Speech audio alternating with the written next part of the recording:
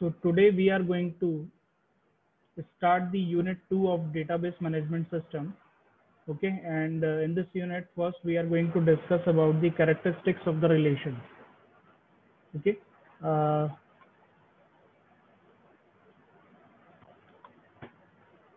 so सबसे पहले यहाँ पर जैसा कि मैंने यहाँ पर एक्सप्लेन किया था आपको प्रीवियस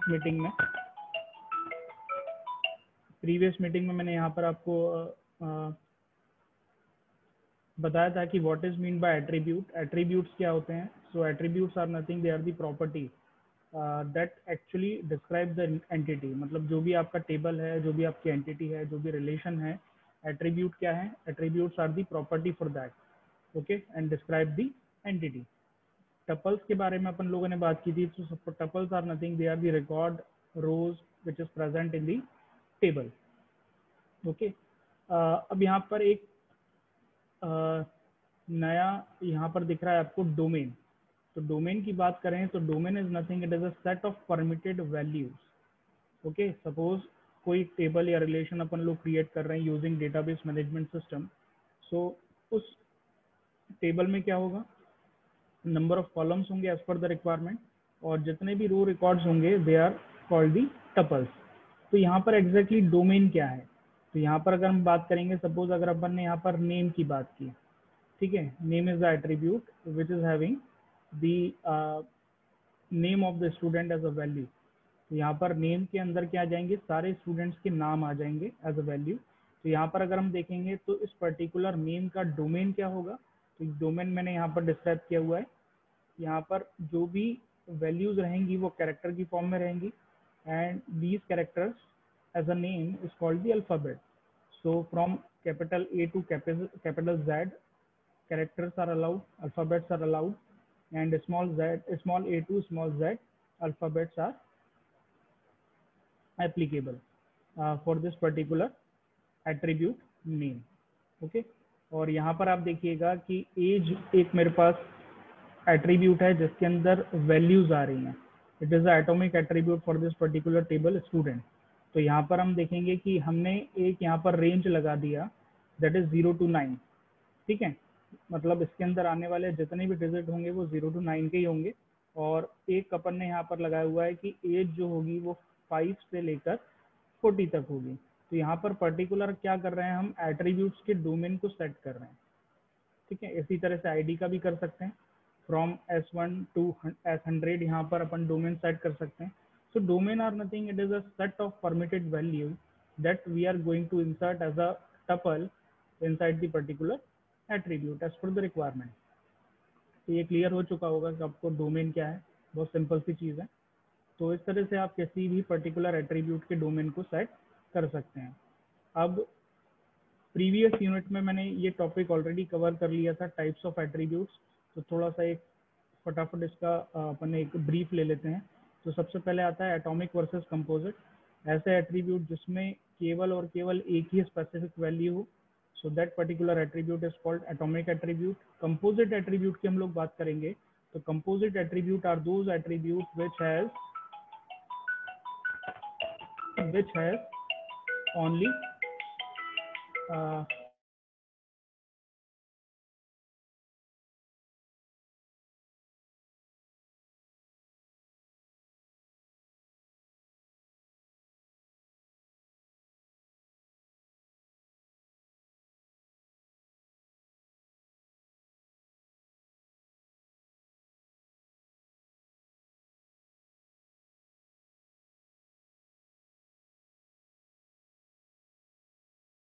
तो यहाँ पर आप देखिएगा एटॉमिक और कंपोजिट। तो कंपोजिट एट्रीब्यूट वो एट्रीब्यूट्स हैं जो कि पर्टिकुलर एक से ज़्यादा वैल्यूज से बनते हैं। ठीक है, जैसे कि फ़ोन नंबर की बात करें तो फ़ोन नंबर यहाँ पर बहुत तरीके से हो सकता है। सपोज फ़ोन नंबर की हम लोग बात करेंगे तो फ़ोन नंबर में मोबाइल नंबर 1 भी आ सकता है, मोबाइल नंबर 2 भी आ सकता है। सपोज कोई person multiple mobile number use कर रहा है, लैंडलाइन नंबर भी एज अ इंफॉर्मेशन उसने दिया हुआ है। तो ये सारी चीज़ें इसके अंदर आ सकती हैं। ओके, सो एटॉमिक की बात करेंगे तो ऐसा एट्रीब्यूट जिसमें केवल एक सिंगल स्पेसिफिक वैल्यू होगी। और कंपोजिट एट्रीब्यूट की बात करेंगे तो ऐसा attribute which has the combination of more than 1 values. इसी बेसिस पर और इसको कैटेगराइज किया गया सिंगल वैल्यूड और मल्टी वैल्यूड। तो मल्टी वैल्यूड में आपका फ़ोन नंबर मैंने आपको बता ही दिया है ना, multiple mobile number, multiple office number, और आपके लैंडलाइन नंबर आ सकते हैं, है ना। एड्रेस भी हो सकता है मल्टी वैल्यूड, और कंपोजिट भी हो सकता है ना। सिंगल वैल्यूड में एज इट इज आपका एज आ जाएगा इसके अंदर, क्योंकि एज में केवल एक ही इंफॉर्मेशन वैल्यू, एक ही वैल्यू उसके अंदर आती है। रोल नंबर भी हो सकता है, क्योंकि उसमें भी सिंगल ही वैल्यू रहती है आपकी, ठीक है। अब यहाँ पर मैंने बताया था स्टोर्ड वर्सेस डिराइव्ड। तो स्टोर्ड वर्सेस डिराइव्ड का मतलब यहाँ पर स्टोर्ड की हम लोग बात करेंगे तो ऐसे एट्रीब्यूट जिसकी वैल्यू पहले से इसके अंदर स्टोर रहती है। तो ऐसे वैल्यू, ऐसे पर्टिकुलर एट्रीब्यूट जो है वो स्टोर्ड एट्रीब्यूट बोले जाएंगे। देन डिराइव्ड एट्रीब्यूट का मतलब at the time of execution, मतलब इसको इस तरह से मान के चलिए कि सपोज कोई स्टूडेंट है जिसने अपना कोई कॉम्पिटिटिव एग्जाम का फॉर्म फिल किया है, तो जितनी भी इंफॉर्मेशन उसने फिल की होंगी वो सारी स्टोर्ड इंफॉर्मेशन होगी। But at the time of attempting the particular competitive exam उसका रिजल्ट डिराइव्ड हुआ होगा, ठीक है। जैसा कि मैंने एग्जाम्पल दिया था यहाँ पे कि जैसे उसने टोटल नंबर ऑफ क्वेश्चंस कितने अटेम्प्ट किए हैं, उसमें से राइट कितने हैं, रॉन्ग कितने हैं, तो उसके बेसिस पे जो भी रिजल्ट हुआ है उसको वो ड्राइव्ड हुआ है। So derived attribute are those attribute which value can be derive, okay, which values can be calculated. तो इस तरह से हम इसको पर्टिकुलर ड्राइव एट्रीब्यूट बोल सकते हैं किसी भी रिजल्ट नाम के एट्रीब्यूट को, ओके। देन नल वैल्यूड एट्रीब्यूट की बात करेंगे तो नल वैल्यूड एट्रीब्यूट ऐसे एट्रीब्यूट हैं जिसमें हम नल का स्पेसिफिक ट्रीटमेंट कर सकते हैं, सिस्टमेटिक ट्रीटमेंट कर सकते हैं। जैसे कि मैंने आपको बताया भी था कि पर्टिकुलर एट्रीब्यूट की वैल्यू अगर अवेलेबल नहीं है, पर्टिकुलर पर्टिकुलर एट्रीब्यूट की वैल्यू अगर अवेलेबल नहीं है तो हम क्या कर सकते हैं, उसमें नल का ट्रीटमेंट कर सकते हैं, उसमें नल असाइन कर सकते हैं। नल का मतलब है अनअवेलेबिलिटी ऑफ द वैल्यू, और value can be empty, okay. और जब भी इंफॉर्मेशन आएगी so that particular null will be replaced by the specific value. तो इस तरह से ऐसे एट्रीब्यूट को जिसकी वैल्यू को हम नल ट्रीट कर सकते हैं, तो उन सारे एट्रीब्यूट्स को हम नल वैल्यूड एट्रीब्यूट बोलते हैं। की एट्रीब्यूट की हम लोग बात करेंगे तो की एट्रीब्यूट ऐसे एट्रीब्यूट हैं किसी भी पर्टिकुलर टेबल के जिसमें कोई की आपने अप्लाई की है। जैसे रोल नंबर, रोल नंबर के ऊपर अपन की अप्लाई करते हैं प्राइमरी की, क्योंकि रोल नंबर हमेशा यूनिक और कैसा होता है, null value, sorry not null होता है। हमेशा इसमें वैल्यू जो आएगी यूनिक आएगी, और इस पर्टिकुलर इंफॉर्मेशन को हम कभी भी स्किप नहीं कर सकते, नल का ट्रीटमेंट उस रोल नंबर की जगह नहीं कर सकते हैं। तो ये ऑलरेडी अपन लोगों ने पिछले क्लास में, पिछली यूनिट में डिस्कस किया हुआ है, तो इसका मैंने यहाँ पर जस्ट ब्रीफ दिया हुआ है। नाउ नेक्स्ट की बात करेंगे। Now comes to the characteristics and property of the relation. Relation is nothing, it is a table, as I have told you. Particular table को हम एज अ रिलेशन भी बोल सकते हैं। ईयर डायग्राम के रेफरेंस में बात करें so it can be entity. So यहाँ पर सबसे पहला जो कैरेक्टरिस्टिक्स आता है वो आता है no duplicate tuple, okay. So जब मैंने आपको E F Codd rule explain किया था, तो ई एफ कॉर्ड रूल में मैंने बताया था कि हर डीबीएमएस सॉफ्टवेयर में ऐसी फैसिलिटी होनी चाहिए कि जिससे वो रिडंडेंट टपल्स को रिस्ट्रिक्ट कर सके, मतलब रिडंडेंसी को प्रिवेंट कर सके। तो रिडंडेंसी एग्जैक्टली क्या है, redundancy is nothing, it is the duplicacy of the data. तो पर्टिकुलर रिलेशन में सबसे पहली बात कि कोई भी डुप्लीकेट टपल नहीं होगा, और डुप्लीकेट टपल होगा तो उससे क्या होगा, मेमोरी करप्शन हो सकता है, मेमोरी का ऑक्यूपेशन जो है वो बहुत ज़्यादा हो सकता है ना, क्योंकि एक ही इंफॉर्मेशन बार बार आप सेव करेंगे तो उसका मेमोरी का कंजप्शन आपका ज़्यादा रहेगा, और वो पर्टिकुलर इंफॉर्मेशन यूजलेस रहेगी आपकी, okay. So a relation cannot contain two or more tuples which have the same value, same meaning for all the attributes. That is, in any relation every row is unique. हमेशा हर रो कैसी होनी चाहिए, हर tuple कैसा होना चाहिए, unique होना चाहिए, ठीक है। सेकंड जो कैरेक्टरिस्टिक है वो है टपल्स आर अनऑर्डर्ड, है ना। अनऑर्डर्ड का मतलब यहाँ पर कि जो भी इंफॉर्मेशन हम एट्रीब्यूट्स में स्टोर कर रहे हैं टपल्स की फॉर्म में, रो रिकॉर्ड की फॉर्म में, तो वो पर्टिकुलर रो रिकॉर्ड कैसा हो सकता है, इट कैन बी अनऑर्डर्ड, मतलब उसके ऑर्डर से हमें कोई लेना देना नहीं है क्योंकि जब भी हम डीबीएमएस में कोई इंफॉर्मेशन इंसर्ट करते हैं तो वो आपके ऑफलाइन मोड को ऑनलाइन मोड में कन्वर्ट करते हैं। ठीक है, तो कहने का मतलब ये है कि जब भी हम डेटाबेस बना रहे हैं, उसमें टेबल बना रहे हैं, तो टपल हम अनऑर्डर रख सकते हैं, कोई भी उसके अंदर इश्यू नहीं है। क्योंकि जब भी डेटाबेस मैनेजमेंट सिस्टम आपकी टेबल से इंफॉर्मेशन को फेच करेगा तो वो पर्टिकुलर इंफॉर्मेशन किसी पर्टिकुलर ऑर्डर में अपन लोग एक्सेस कर सकते हैं, तो इसका कोई इश्यू नहीं है। So the order of the row in the relation is immaterial, है ना। नेक्स्ट, थर्ड, तो जैसा कि टपल्स हमने अनऑर्डर लिए, वैसे ही हम एट्रीब्यूट्स को भी यहाँ पर अनऑर्डर्ड रख सकते हैं। तो एट्रीब्यूट के ऑर्डर से भी यहाँ पर कोई लेना देना नहीं है, किसी भी ऑर्डर में हम लोग टेबल का स्ट्रक्चर क्रिएट कर सकते हैं। मतलब उसके अंदर जो भी एट्रीब्यूट्स का सीक्वेंस है, उस सीक्वेंस को हम किसी भी तरह से ले सकते हैं। जैसे किसी भी स्टूडेंट टेबल में सबसे पहला एट्रीब्यूट जो है वो रोल नंबर होता है, रिप्रेजेंटेशन तरीके से। तो हो सकता है अपन सबसे पहला एट्रीब्यूट नेम ले लें, है ना, देन एज ले लें, उसके बाद रोल नंबर रखें, या रोल नंबर सबसे लास्ट एट्रीब्यूट रखें। तो पर्टिकुलर एट्रीब्यूट्स का ऑर्डर में होना ये कोई कंपल्शन नहीं है ना। क्योंकि जब भी इंफॉर्मेशन एक्सेस होगी तो वो पर्टिकुलर ऑर्डर में आप लोग एक्सेस कर सकते हैं। So attributes can be unordered, so the order of column in the relation is also immaterial. Then atomic attributes value are atomic. Attributes की वैल्यू जो है वो एटॉमिक होनी चाहिए, है ना। एटॉमिक कैसे होना चाहिए? सपोज मेरे पास एक है, जैसे सपोज मेरे पास एक टेबल है जिसमें मुझे फ़ोन नंबर की डिटेल स्टोर करनी है। तो जब भी मैं फ़ोन नंबर की स्टोर डिटेल करूंगा और मेरे पास 3-4 ऑप्शंस अवेलेबल रहेंगे, मतलब 3-4 वैल्यूज अवेलेबल रहेगी, तो उन पर्टिकुलर 3-4 वैल्यूज को स्टोर करने के लिए मेरे पास एट्रीब्यूट भी उतने ही होने चाहिए जितनी मेरे पास वैल्यू है। सपोज यहाँ पर हो गया आपका mobile number 1, then mobile number 2, then उसके बाद ऑफिस नंबर, देन उसके बाद लैंडलाइन नंबर। तो इस तरह से इस पर्टिकुलर इंफॉर्मेशन फ़ोन नंबर को मैं यहाँ पर 4 कॉलम के थ्रू रिप्रेजेंट कर सकता हूँ। मतलब इसमें आप बिल्कुल ऐसा नहीं करेंगे कि आपने एक ही एट्रीब्यूट लिया फ़ोन नंबर और इसके अंदर एक मोबाइल नंबर डाला आपने, ठीक है, स्टोर किया मोबाइल नंबर, फिर कॉमा लगाते हुए अपने मोबाइल नंबर 2 लिखा, फिर कॉमा लगाते हुए आपने ऑफिस नंबर मेंशन किया, और फिर कॉमा लगाते हुए आपने लैंडलाइन नंबर मेंशन किया।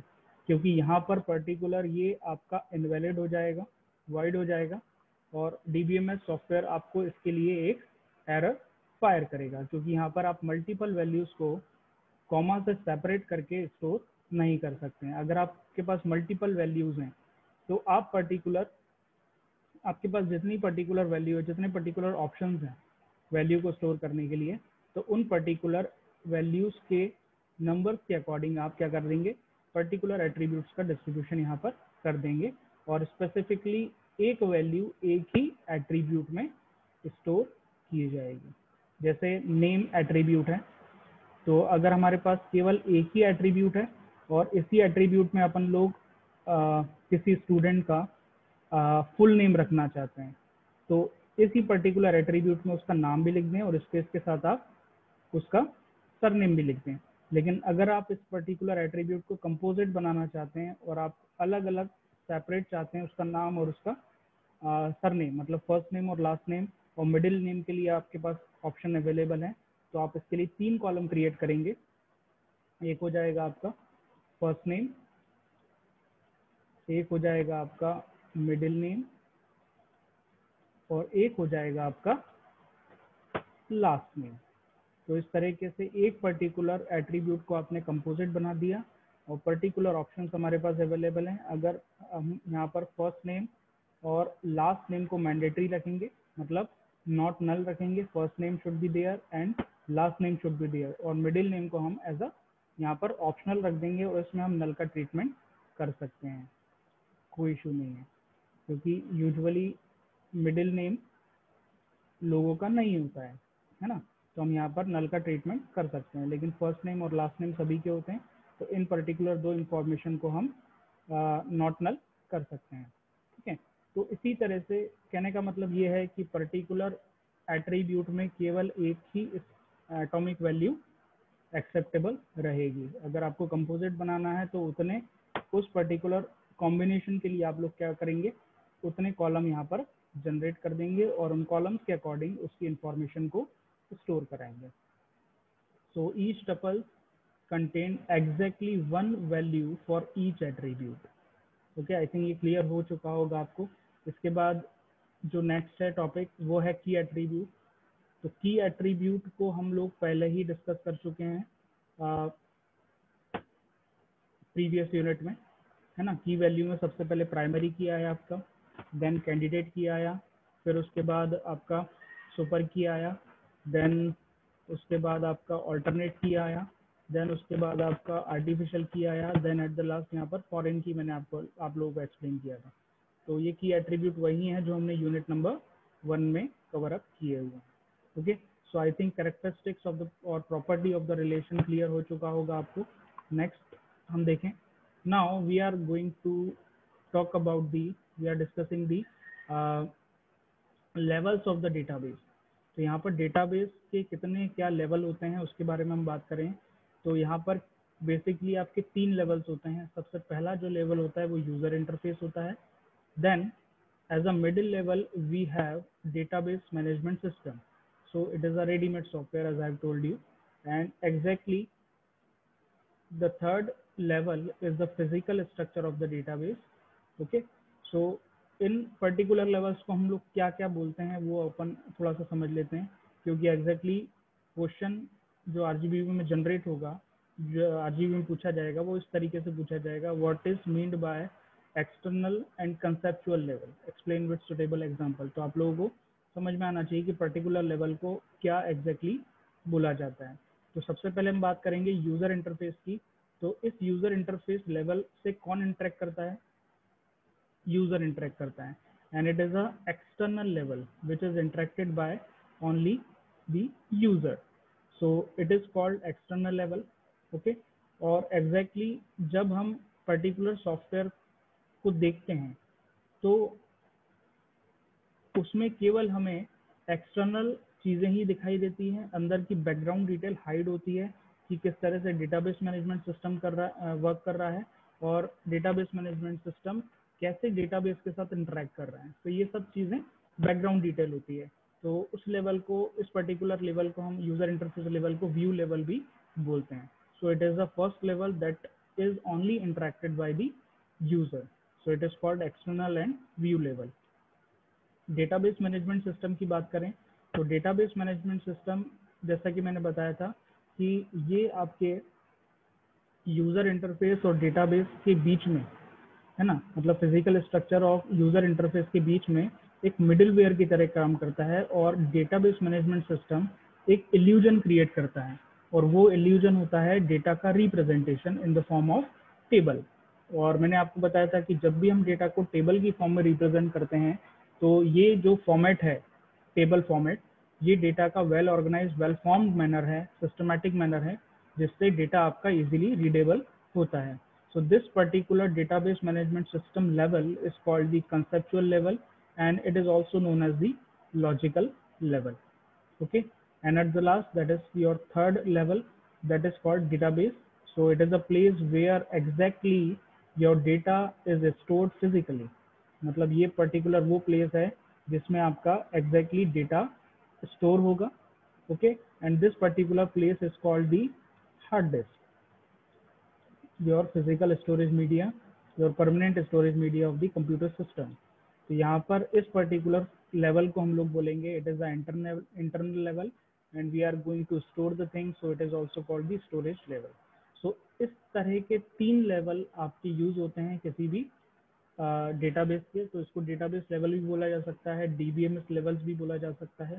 तो इस तरह से क्वेश्चन आपके एग्जाम में आ सकता है। तो थोड़ा थोड़ा इसका डिस्क्रिप्शन भी देख लेते हैं। तो सबसे पहला डिस्क्रिप्शन है आपका एक्सटर्नल लेवल और व्यू लेवल का। तो जैसा कि मैंने बताया कि it is a user interface, and user has only rights to interact with this particular external or view level. So this level describes that part of the database that is relevant to the user. मतलब जो information particularly user से relevant होगी तो user को वो user interface से मिल जाएगी. So this level insulates the user from the detail of conceptual and internal level. और यहाँ पर ये भी बताया जा रहा है कि particular ये level जो है वो एक तरह का इंसुलेट का काम करता है, एनकैप्सुलेट करता है, ठीक है, जिससे कि आपको बैकग्राउंड डिटेल मालूम न चले. ओके, मतलब किस तरह से डेटाबेस वर्क कर रहा है और किस तरह से आपका data as a physically store हो रहा है. तो ये सब चीज़ें यहाँ पर हाइड रहती हैं यूज़र इंटरफेस में. Okay, so it is a work of external level and view level. Conceptual level की बात करें तो जैसा कि मैंने बताया कि डेटाबेस मैनेजमेंट सिस्टम यहाँ पर एक इल्यूजन क्रिएट करता है और वो यूज़र इंटरफेस में डेटा का रिप्रेजेंटेशन टेबल की फॉर्म में यहाँ पर आपको डिस्प्ले करता है. Okay, so this level describe what the data is stored into the database and it is the relationship among the data. और डेटाबेस का जो काम है it is showing the relationship, है ना, and it work on the relational database. Okay, then it actually represent all the entities. मैंने आपको बताया है कि डेटाबेस क्या है. Database is a collection of entities. तो जितनी भी पर्टिकुलर डेटाबेस में एंटिटीज हैं वो पर्टिकुलर इस लेवल में आपको मिलेंगी. उनके क्या एट्रीब्यूट्स हैं, what the property they are having, so it is a attribute and what exactly the relationship between there. और उन पर्टिकुलर एंटिटीज में क्या क्या एग्जैक्टली रिलेशनशिप है, ये सब डेटाबेस मैनेजमेंट सिस्टम मैनेज करेगा. Okay, the constant on the data, मतलब पर्टिकुलर आप कंस्टेंट्स अप्लाई कर सकते हैं उस पर्टिकुलर डेटा पे. जैसे रोल नंबर को हमने की एट्रीब्यूट यहाँ पर रखा हुआ है और सपोज आपकी दो टेबल्स हैं जिससे आपको इन्फॉर्मेशन फैच करनी है. तो दोनों टेबल में एक कॉमन एट्रीब्यूट होगा. पहली टेबल में वो प्राइमरी की होगा and in the another table it is called the foreign key of the particular table. So we can set the constraint on the data as per the requirement in this phase only, in the DBMS phase only. Okay, because DBMS ready-made software है, इसमें सारी चीज़ें आपकी बनी हुई हैं. Okay, as per the requirement हमें केवल वो चीज़ अप्लाई करनी है. All the security and integrity information are there, है ना. We can secure our database using the database management system as well as we can integrate the data, integrate the information, है ना. हम इंफॉर्मेशन को integrate भी कर सकते हैं यहाँ पे. तो ये जो सारी चीज़ें हैं ये आपका डेटाबेस मैनेजमेंट सिस्टम रिप्रेजेंट करेगा in the conceptual and logical level. Now internal level and storage level की हम लोग बात करेंगे. So it is a physical representation of the database. तो यहाँ पर ये जो है, जैसा कि मैंने बताया था कि अगर हम फिजिकली बात करें किसी भी डेटाबेस के स्टोरेज की बात करें जो फिजिकली स्टोर है, so physically the database is nothing, it is the collection of the files. Okay, and यहाँ पर फिजिकल स्टोरेज की हम लोग बात करेंगे तो यहाँ पर डेटाबेस कैसा है, आपका हॉटस्पॉट फॉर्म में, but it is a responsibility of the DBMS software to represent the data in well formed manner, है ना. It is creating the illusion that data is stored into the table. तो database physically क्या है, it is a collection of files that is stored on your hard disk. So this level describes how the data is stored, किस तरह से आपका data stored हो रहा है ना. ये सब चीज़ें आपकी कहाँ मालूम चलेंगी, आपको इंटरनल लेवल और स्टोरेज लेवल में मालूम चलेंगी. इसके data is stored in the database. It covers the data structure and file organization, मतलब किस तरह से डेटा का स्ट्रक्चर है and how your file of the database is organize. Okay, for storing the data on the storage device. तो ये सारी चीज़ें आपका इंटरनल लेवल और स्टोरेज लेवल में आपको मालूम चलेंगी. अब ये जो पर्टिकुलर जो हैं वो 3 लेवल्स हैं और इन तीनों लेवल को डिस्क्राइब करने के लिए हमारे पास कुछ स्कीमास होते हैं, है ना. तो जितने लेवल उतने स्कीमा. जैसे we are going to describe the external schema. Okay, so external schema आपका एक्सटर्नल लेवल जो है उसको डिस्क्राइब करने के लिए हमारे पास क्या है, एक्सटर्नल स्कीमा है.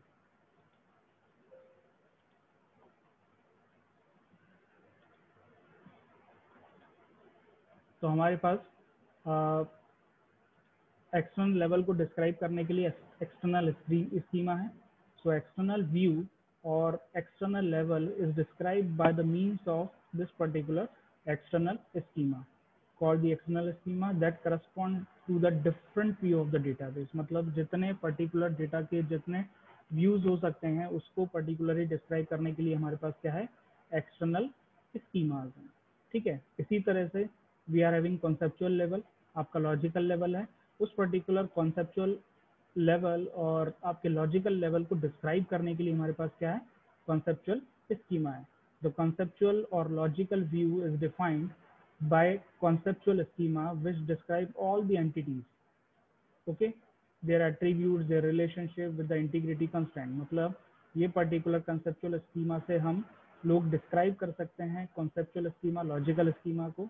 ओके, जिसमें जितनी भी आपके लॉजिकल डेटाबेस में एंटिटीज हैं उनके क्या प्रॉपर्टीज, मतलब उनमें कितने नंबर ऑफ एट्रीब्यूट्स हैं और उन पर्टिकुलर एंटिटीज में एग्जैक्टली क्या रिलेशन है और उस पर कौन सा इंटीग्रिटी कंस्ट्रेंट आपने अप्लाई किया हुआ है, ये सारी चीज़ें डिस्क्राइब की जाएंगी आपके कंसेप्चुअल स्कीमा में.